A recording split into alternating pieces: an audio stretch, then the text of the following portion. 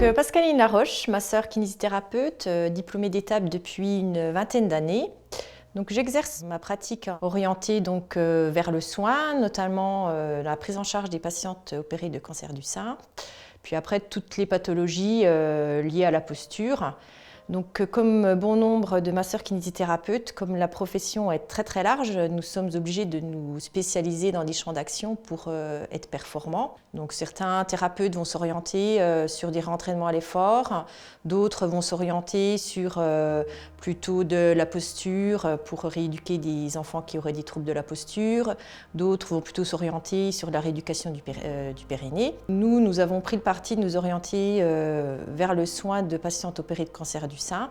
Il y a un côté rééducatif, retrouver une mobilité d'épaule, retrouver une souplesse au niveau de la cicatrice, se réapproprier son corps. Puis après, il y a tout un versant, on va dire, éducatif, réentraînement à l'effort. Nous travaillons sur ces deux versants-là. Il y a une prise en charge par la sécurité sociale. Les soins sont prescrits par les médecins. Le patient vient en soins avec une prescription médicale. Et l'autre versant, qui est l'éducation thérapeutique, va être pris en charge soit par la mutuelle, soit par le réseau sport santé, soit par le patient lui-même.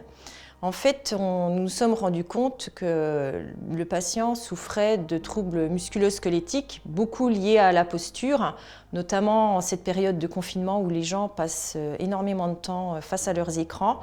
Ils ne se déplacent plus pour aller au travail, on leur enlève en plus ce déplacement qui parfois, les patients se déplaçaient à pied ou en vélo. Maintenant, en fait, on se lève, on se pose devant son écran, on y reste toute la journée et on se rend compte qu'avec le temps, on a de plus en plus de patients qui souffrent de douleurs de dos, de maux d'épaule, qui sont essentiellement liés à l'inactivité, au manque d'activité physique. On différencie bien le sport et l'activité physique. J'entends par sport une pratique régulière en club avec l'esprit de compétition.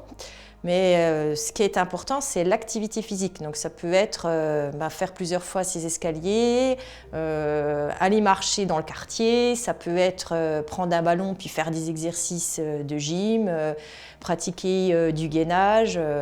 En fait, on peut être en bonne santé en pratiquant une activité physique régulière. Selon les chiffres de l'OMS, on préconise une demi-heure d'activité physique par jour pour l'adulte. Et chez l'enfant, c'est 1 heure.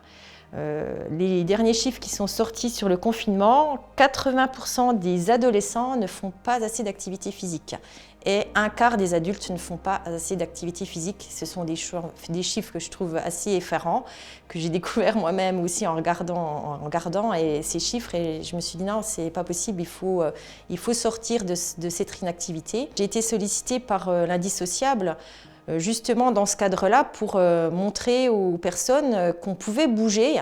On pouvait bouger à la maison, on pouvait bouger sans aller en salle de sport. Même effectivement, si la salle de sport apporte le plus parce qu'il y a la convivialité, il y a l'esprit de groupe, il y a l'envie de rencontrer les autres, mais il faut, dans un contexte particulier et difficile, on dit toujours à contexte particulier, on prend des mesures particulières. Les mesures particulières dans ce contexte difficile, c'est de se prendre en charge soi-même et de se dire effectivement je peux plus aller faire mon match de badminton avec mon copain, je peux plus aller faire mon cours de fitness à la salle, mais pour me maintenir en forme, il faut absolument que je maintienne mon corps dans une dynamique, donc il faut que je me prenne en main en faisant des exercices. L'activité physique permet d'éviter une prise de poids. Après on rentre dans un engrenage en fait. Si on prend du poids, on devient plus sédentaire. Si on devient plus sédentaire, on développe des troubles, y compris un diabète. On sait que certains cancers peuvent être, une des raisons du cancer peut être la surcharge pondérale. Les maladies cardiovasculaires sont beaucoup liées aussi à la prise de poids. Quand on est confiné, on a envie de manger, c'est normal. Et pour éviter cette envie de manger, mettez-vous au sport, faites des exercices peut-être simples, mais bougez.